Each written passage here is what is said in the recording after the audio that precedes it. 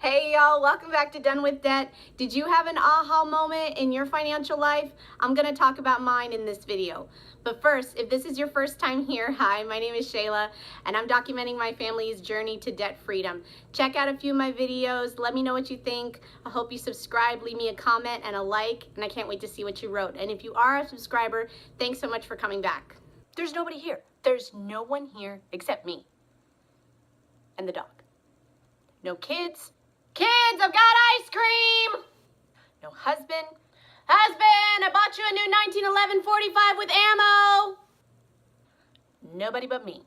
That never happens. The cat, she's somewhere around here. So I have a few more subscribers than when I started. Welcome all of you. I'm so excited to have you. Thank you so much for subscribing and coming back and checking out my videos. If you haven't had an opportunity to check out my welcome to my channel video, I'm gonna leave an I right here so you can check that out. So if you haven't seen my welcome to my channel video, I am tackling over $100,000 in debt. Yeah, that's right. Mostly from student loans, medical bills, and a bunch of other things. I'm going to share my debt story in the next couple of videos, but I wanted to make a video that talked about my aha moment. My moment when I said, okay, you know what? It's time to really start taking this journey seriously and really make it a priority. I talk about how my husband and we took our Dave Ramsey course back in 2013. So roughly about 4 years ago.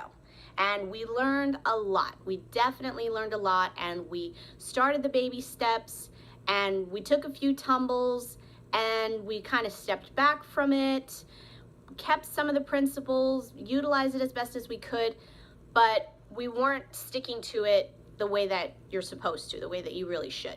And the reason that we didn't really make it a priority is because we thought that we knew more than Dave Ramsey, and we thought, oh, okay, well, these are really good principles, but we're gonna try and do it this way, and we're gonna try and do it that way, and of course, that didn't work out. So in order to understand our aha moment, I have to talk to you a little bit about my husband. My husband enlisted in the Army in 2002 as soon as he turned 18, and 9/11 was a big factor, of course, as to why he enlisted.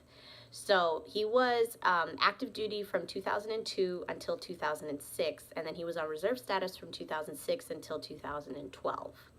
When he retired from the military, he immediately put in his veterans disability benefits, and we actually did not receive them until 2009. So it took about 3 years in order for him to receive those benefits. However, because he is a Purple Heart recipient, a 2-time Purple Heart recipient, and he did numerous tours, he was awarded 100% disability. So we thought that that was, fantastic. We were blessed. It was an incredible blessing, especially since 2009 was right around the time when our daughter was born.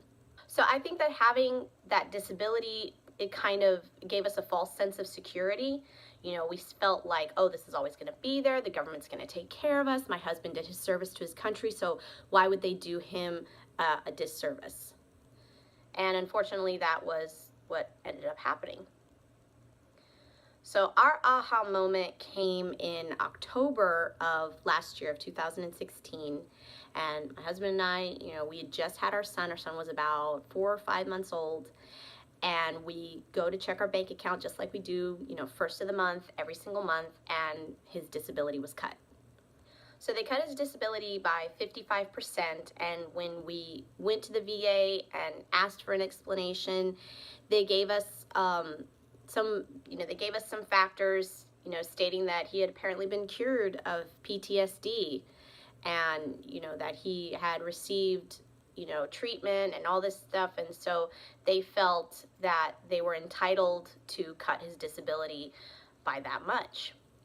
Also at this time, my husband was being told by his PCP and his orthopedic doctors that he was going to need back surgery. My husband was a paratrooper with the 82nd Airborne, and he's very tall. He's 6'2", 6'3", and so he had a few bad jumps, as I'm sure a lot of paratroopers understand, and his back was not in a good place. So he needed to have back surgery in order to remove the L5 vertebrae and fuse his L3 to his L4, and so he needed to have that. And we were shocked that the VA is telling us that he needs to have this back surgery, but then they're also cutting our disability benefits.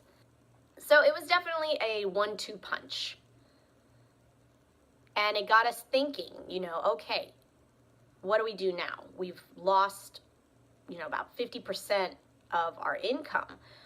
Where do we go from here? And so my husband and I, we stepped back, looked at our bills, looked at our debt, and we were like, okay, can we make this work? So it turns out that we can do just fine with his disability cut the way that it was. We've had to look at our budget, we had to learn what to cut, we had to learn to live on less, and that was definitely the biggest factor. I had to pick up a few hours. I needed to, realize that working holidays wasn't necessarily that big a deal. Certain holidays, yes, but most of them, I didn't mind working those holidays and making those extra hours in order to build up our emergency fund, in order to tackle our debt. My husband did have his back surgery in December of 2016, and he has been in recovery since then. And then in June of this year, he did get his paperwork from his doctors saying that he was fully recovered. He did his physical therapy exercises, and he's right as rain. And he's actually much better now because the way that his back was, it was pushing on his sciatic nerve, so every single day he was in tremendous amount of pain. He still experiences, pain on a daily basis, mostly in the mornings, but once he gets moving and does his exercises, he's good to go. But because of this surgery, he has been out of work, he has been staying home with our kids, and that has been a huge blessing to us. But now he is in the process of looking for a job, and actually he's talking about going back to school, which I am super proud of him for that. So that was our aha moment when we opened up our bank account, and that security net that we thought was always going to be there, it wasn't there anymore. We realized, okay, we have to do this on our own.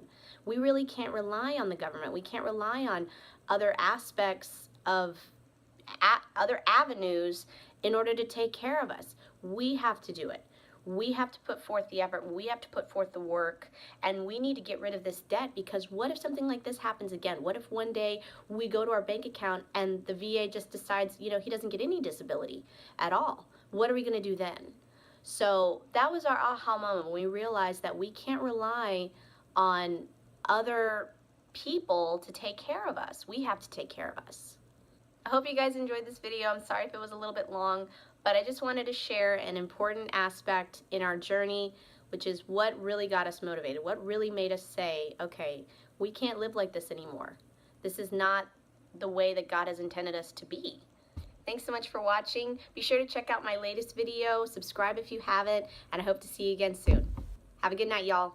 It's all mine! All mine, all mine, all mine! Yeah! That's probably why the house is never to myself, because I will wreck it. I gotta catch my breath.